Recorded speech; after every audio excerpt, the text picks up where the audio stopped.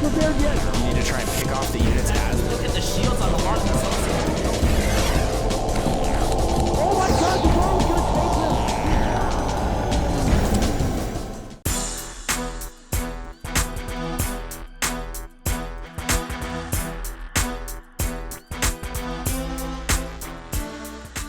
Ladies and gentlemen, welcome to the Xel'Naga Karens. I bring you IdrA from Team Evil Geniuses. He's in the green trunks and he is playing Zerg to the southwest versus his opponent, the one and only mOoNan, or mOoNan, whichever you prefer, from Team FXO. He is in the red trunks and he is playing Terran. And mOoNan has been training with Chef, obviously, a very, very good player. But IdrA's ZVT has been his strongest matchup for a long time. ZVZ caught up a little bit recently, but he's had the same style since the early stages of the beta when he switched to Zerg with this Mutalisk, Ling, Baneling style, and he's so good at doing it. A lot of players now are switching over to Ling, Infesta, Roach style, but IdrA loves the fact that he can harass over and over and over again with Mutalisk, and as soon as you come up to a critical amount, 1620, and a Terran player pushes out, turrets do not bother you. No, they do not, unfortunately. Even high-sec auto-tracking will not help you, which has got the best upgrade in the game. I know. I actually use that. Yeah, I actually use that against Zerg. I think it's a great upgrade because you actually get in two, three more shots than you would, and so it makes turrets a lot stronger than they should be. It's kind of nice. It actually works on auto turrets as well if you want to go mass Raven. Really? Yep, it does. It gives you a little bit extra range. Now, mOoNan with the barracks coming down right here on 11. A little earlier for him, but that's because it's a 2-rags. There you go. Indeed, he cut SCVs to get 211 barracks down now, and we're going to see a lot of early aggression straight off the bat. Will IdrA be able to defend against it, though? He has gone for an extractor spawn and port opening, simply because it's a 2-player map. It's very short rush distances between bases, so he's going to have that speed link up a lot faster, and should be able to defend against anything. The hatchery is going to be pushed back, until around 20 or so. So he should be able to defend against this. Yeah, I think so. IdrA is well practiced against the 2-barracks aggressive marine opening, so I don't think he's probably too stressed about that, if I'm totally honest. He doesn't have any scouts going out, really. He doesn't need to go in that early, but he'll be able to spot the 2-barracks as it comes up. A single marine will be able to go out, maybe deny the scout, but with the speed that this drone is moving across the map, it seems less than likely. Yeah, IdrA will pull off gas pretty shortly as soon as he has enough for the speed upgrade. Oh, mOoNan, what you doing? He ran straight past the drone. Oh no, but IdrA's going to get ahead and scout 2 racks. He knows what's up. Going to add on a couple more Lings most likely. He's at 4 at the moment, and there's the 6th. Well, 6 Lings in total being added. And won't even try to expand for now. He's just going to build 10 Lings or so and pull a few drones to help defend against the bunker rush. Yep, well, there's the reason why that Marine continued moving. Unfortunately, there's not enough firepower right there. That was just easy. I mean, he wasn't even looking at that. Didn't even pull drones. Doesn't need to. And IdrA's got 8 Lings in total. He'll probably stop now and try to get that hatchery up. But mOoNan's still waypointing a lot of Marines down. Oh yeah, he's starting to get a good critical mass. He's actually thrown a lot of SCVs into this attack as well. You look at it, he's already lost 1, and he's just thrown in another 4. So this is, I wouldn't say, it's certainly not all in, but it's definitely a do or die, really. If he loses this one, he's going to be well behind. Yeah, and IdrA once again stops the bunker placement. Is going to try and get a surround in here. He looks for it, certainly. Good micromanagement right here by mOoNan, who is doing the 2-step shuffle right now. It's a good dance, as you can very clearly see. He keeps those Marines alive very, very well, I have to say. Reinforcements coming in, and IdrA's actually getting pushed back right now. However, he was able to come in around the side and deal with that SCV, so no bunker for you. Indeed, but a lot of Lings are coming out now, and it looks like IdrA will hold. All the SCVs are down, and the 2-step shuffle beats the moonwalk from the Zerg because it looks like all these Lings are going to clean up these Marines. Yep, here comes the surround, and I'm sorry, mOoNan, but you ain't getting out with that one alive. That I can guarantee. Looking to try and cancel that bunker at some point. Right now, there you go. And that puts mOoNan behind. Indeed it does, and we look at the unit tab now. Even though IdrA's only at 13 drones versus 14 SCVs, the hatchery's up now, and mOoNan has to go ahead and try to get this expo up as soon as possible. And, will he add on these refineries soon, or will he add on 2 more barracks or so? No, he's just going to go for the 2 refineries from here and start his tank production. And but IdrA has a long timing window now, 2-3 minutes worth of just pure drones. And that's what he loves. He absolutely adores drones. I'm very surprised that nobody's given him a plushie drone right now. Or perhaps, 50 plushie drones. Maybe when IdrA wins a huge title, he can have a drone trophy. Forever a drone. Forever a drone, IdrA. Yes, indeed. Signed IdrA. IdrA loves droning. He really, really does. He's actually been criticized in the past for over-droning, in fact. He tries to sneak in drones whenever he believes he can, and sometimes it's not the right time. Indeed, but that's also the trademark of a pro player, to squeeze in these drones at these critical times. But like you said, it can backfire. But in this game, he's no need to worry about that backfire, because he can even go ahead and take a third base super fast. And third base locations, usually you'll see IdrA take the left-hand side location, simply because it's easy to defend against drops. There's no rocks you have to kill, so you can expo a little bit faster. But IdrA added on 6 lings here, surprisingly. I wonder why that is. Yeah, that is aggressive. That's because he's going Banelings, as you can see right now. He's going to try and bust the front, which is a possibility. mOoNan does not have any bunkers at the back, and this supply depot is, of course, a vulnerable spot. Could be easily bust through. We'll see what kind of damage you can do with this early aggression. Yeah, exactly. IdrA's just waiting for Moment to pick up the command center, move down. He'll then back off, morph a lot of Banelings, and then continue from here. The thing is Moment, though, going for tanks or Hellions? He has 2 factories at the moment. It can still go either way. Tanks are definitely going to be better in this scenario. We'll have to see which upgrade he decides to build. Well, if I'm honest, I don't think mOoNan's got the gas to support it on one base, honestly, and he can't move out yet, so I have a feeling it's going to be Hellions, but we'll see as to whether or not that is actually the case very, very shortly. Research starts an Infernal Pre-Igniter, so there's your answer. Indeed, Hellions it is. And Blue Flame, obviously good against Lings or Banelings, especially without speed, so to see how this goes for IdrA. Still droning, though, a lot, and it realizes that he's most likely facing a siege tank push out, therefore he's not even going to try to bust this anymore. Nah. And IdrA's just going to fall back and try to get an expo, even getting a spine crawl, because his opponent still hasn't yet to expand. And IdrA, if you look at his vision, he has no idea about what is going on inside this base at all, the reason for that spine crawler. Yep. He's not sure. That Overlord's in the corner, but it's very easily denied by that one Marine, so it's nothing he really needs to concern himself with too much. He does have full map control for the time being, until the Hellions come out in great enough numbers at any rate. There's no sign of Hellion drops right now. We're not seeing a star pod coming out. And mOoNan doing what actually a lot of Korean Terrans are doing right now, which is to delay the deployment of this orbital command and use it for macro to try and saturate your minimal field in your main base. And obviously, he really didn't have too much of a choice. He wasn't able to secure this base until he was able to get these bunkers down, and now finally believes he's safe to do so.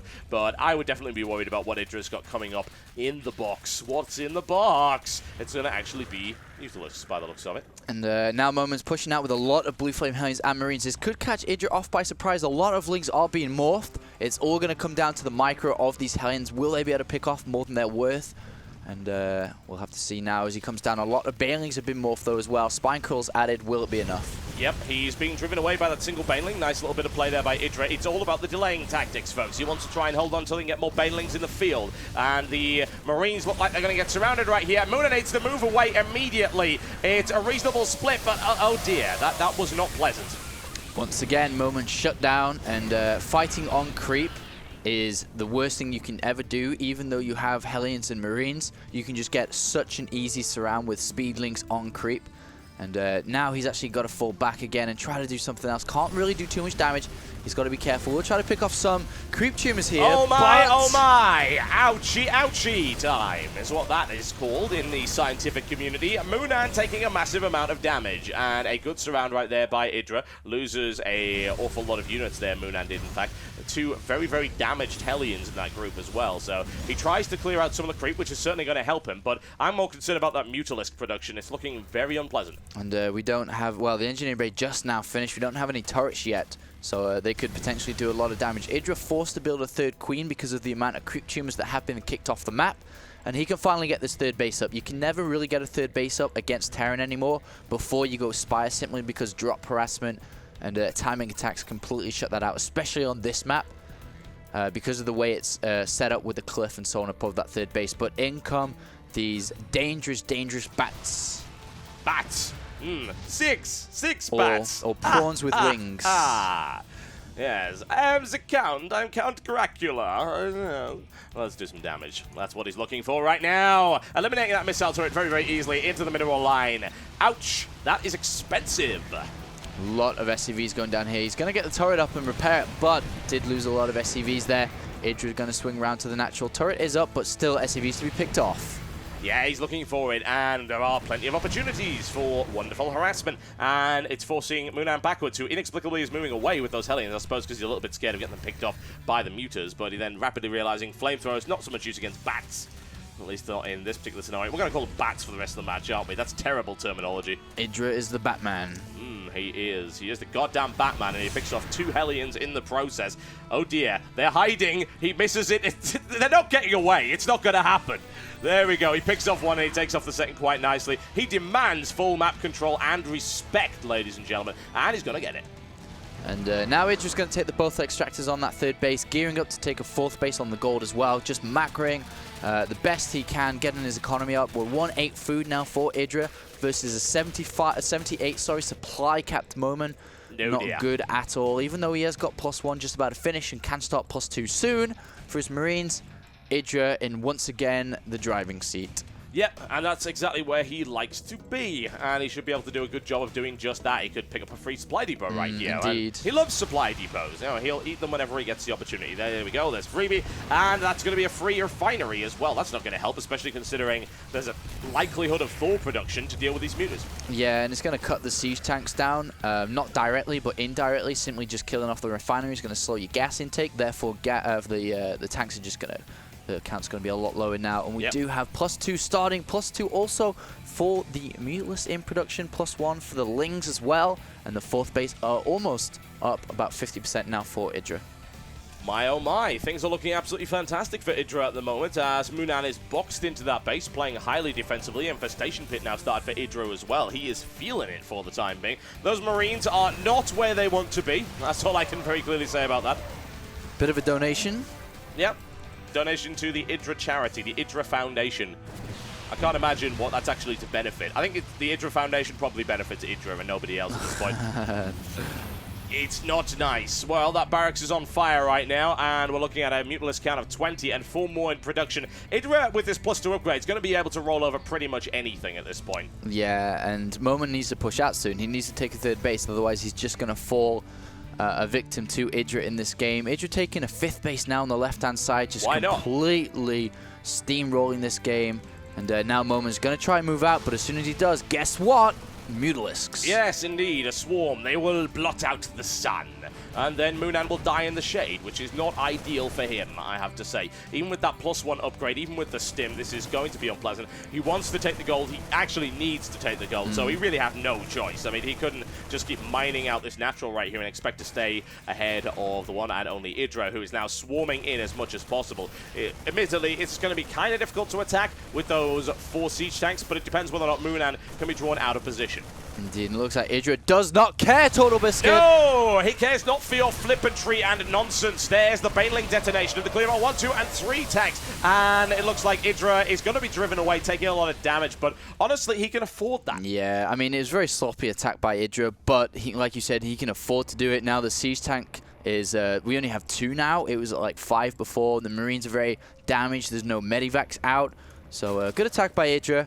And now he's just going to remax out once again. 154 supply, building more Lings, more Banelings, and it's going to go for take 2. That's a smorgasbord of Banelings, as we can see right there. That is quite the selection. Which one looks the most delicious? Does it really matter? Because it's going to charge into the line, and I actually don't really think that mOoNan can hold up against this. We'll see. A little bit of indecision, actually, there from IdrA, who decides not to go in with all of the Banelings just yet. He spends an awful lot in the process. It looks to try and do damage, but mOoNan holds it just. Unfortunately, there's a couple of Banelings left to go in there, but looks like he's not going to lose that mineral line. A good split. Yeah, and IdrA 82 drones versus 50 SCVs now.